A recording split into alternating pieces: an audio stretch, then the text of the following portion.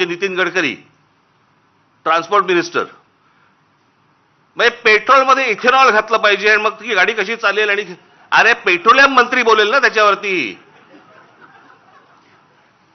Petroleum मंत्री ब्र काढत नाही त्याच्याबद्दल, इथेनॉल बद्दल आणि पेट्रोल बद्दल.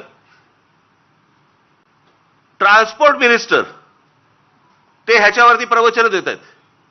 काय बोलायचं, मग कोणाचं काम कोण करतंय, काय चाललंय देशामध्ये, काही थांगपत्ताच नाही. आणि सगळे निगरगट्ट झालेले आहेत.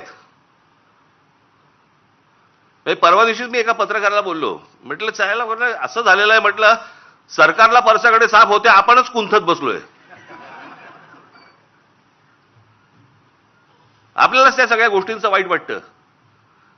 हे काय चाललंय, झाडाच्या झाडं काढली जात आहेत, जंगलाच्या जंगलं उद्ध्वस्त होत आहेत. लोकांना राग येत नाही, लोक राग व्यक्त करत नाहीत.